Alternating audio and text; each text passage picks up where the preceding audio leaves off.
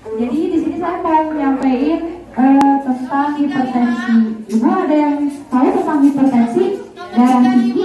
Ada yang sedang mengalaminya saat ini? Iya Ibu.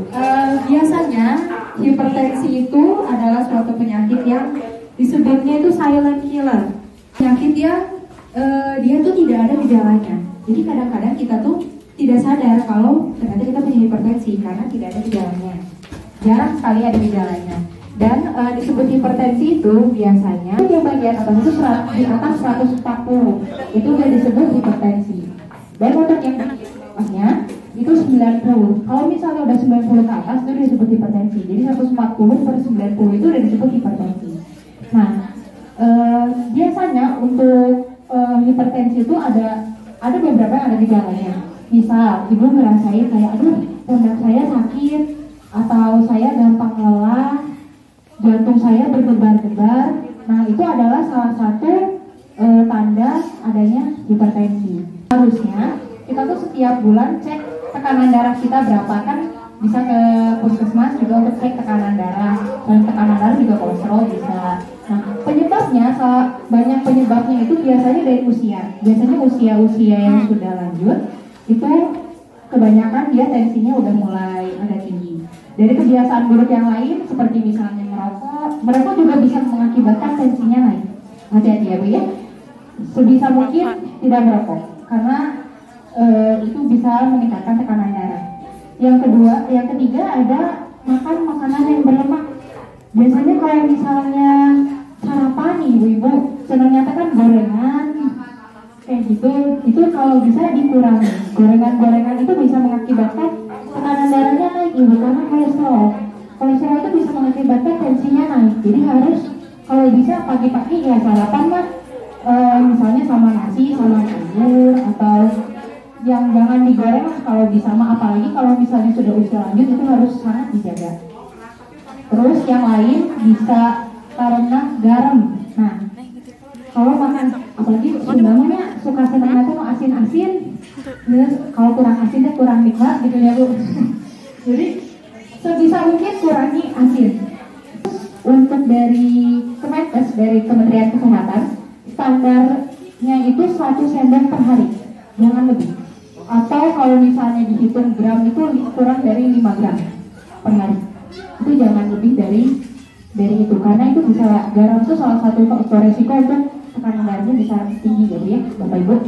Nah, gimana sih cara mengendalikan tekanan darah? Misalnya waktu padahal nggak ada keluhan nih, tiba-tiba ke puskesmas, tensi saya naik misalnya.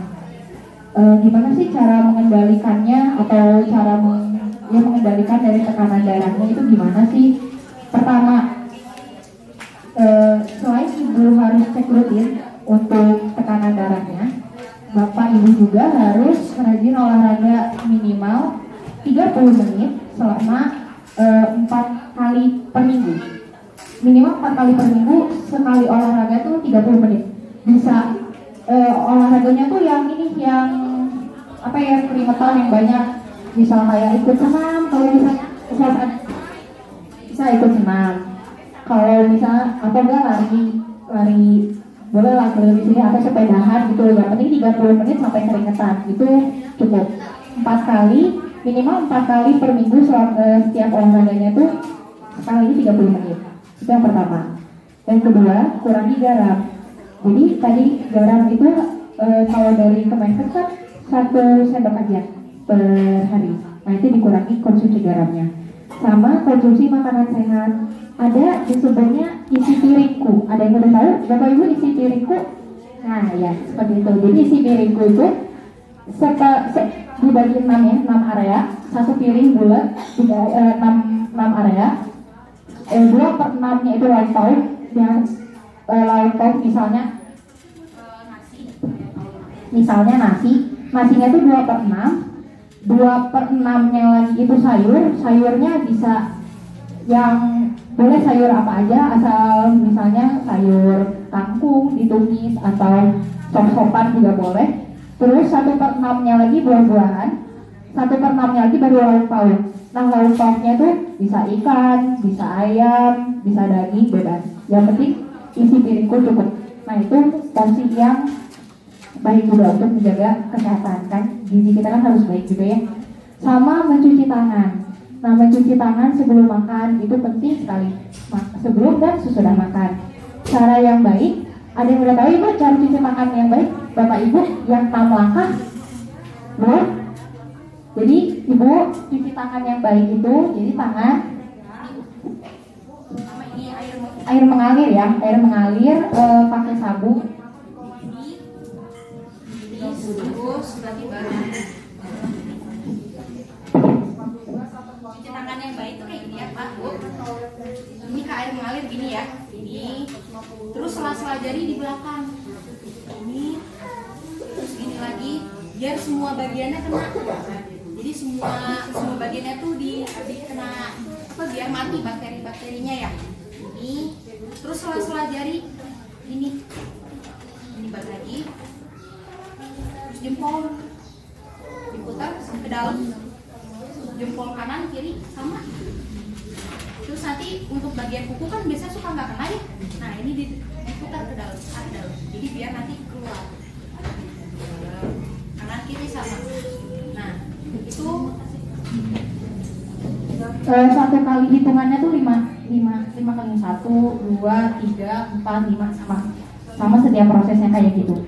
Itu kenapa kayak gitu? Karena kan kadang-kadang kita bakteri itu pasti cuma nih cuci tangan pas ini aja.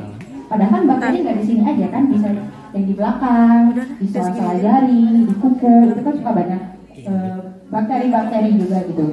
Kayak gitu. Oh ya, dan satu lagi untuk jadi kalau misalnya dari bapak ibu ada yang sudah terkena darah tinggi, pasti nanti diberi obat kan oleh dokter. Nah itu tuh obat bukan untuk menyembuhkan dari darah tingginya. Jadi darah tinggi itu tidak bisa sembuh, jadi seumur hidup, dan bapak ibu ini harus minum obat seumur hidup. Jadi sampai di seumur hidup, karena kalau misalnya bapak ibu tidak minum obat seumur hidup dan tidak menjaga pola makan, terus aktivitas fisiknya sehari-hari, itu dia tidak akan terkontrol. Jadi bisa tinggi terus tensinya. Nah tensinya kalau tinggi bisa stroke, gangguan ke jantung, ke ginjal, ke banyak lagi, karena dia kan menyerang ke pembuluh darah, jadi bisa kemana aja gitu. Jadi intinya harus menjaga pola makan, pola aktivitas fisik yang baik, sama harus minum obatnya juga rutin. Terima kasih Bapak Ibu. Ada yang mau ingin ditanyakan? Oh iya, imunisasinya udah sampai kamu mana Ibu? Sampai mana? DPT gigi, DPT 1. Umurnya berapa sekarang? Sekarang 5 bulan lebih. 5 bulan. Udah, berarti udah yang berapa ya? Ini yang tadi DPT belum ada yang DPT kemarin apa? Gila, yang kemarin. Iya, jadi kalau penyebabnya bisa dari mana? Kan misalnya kita di fasilitas publik, misalnya di mall atau di mana, misalnya di sini aja, di sini misalnya ada salah satu yang corona, terus dia bersihin tuh sampai sampah, terus misalnya ada salah satu ibu lagi yang megang kursi itu, terus nanti megang bisa.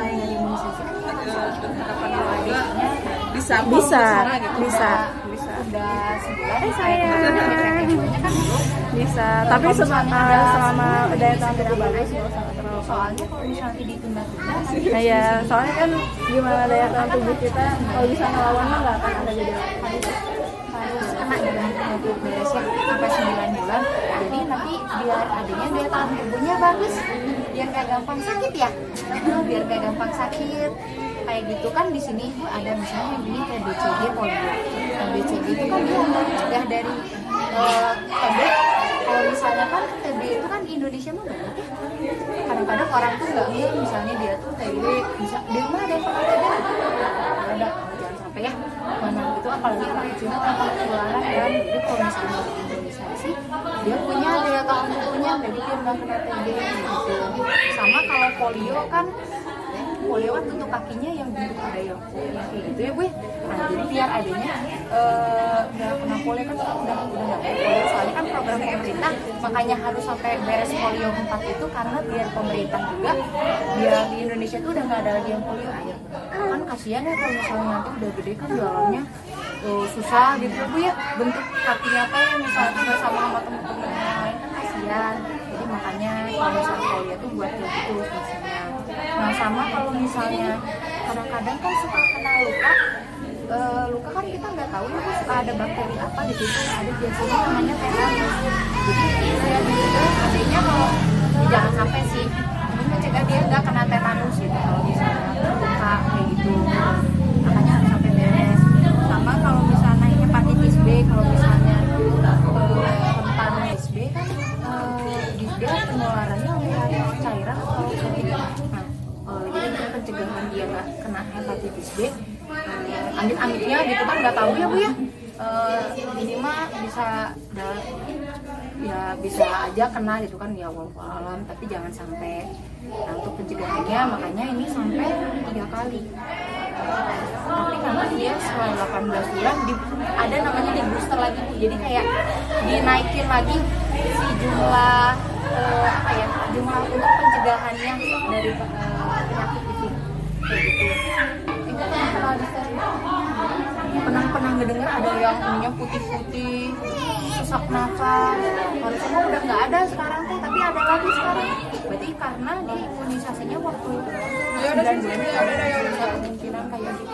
Nah makanya harusnya difteri udah nggak ada di Indonesia, tapi karena mungkin ada beberapa orang yang di imunisasinya waktu 9 bulannya ya bisa kena difteri, itu kan bisa mengakibatkan kematian karena sesak nafas kan.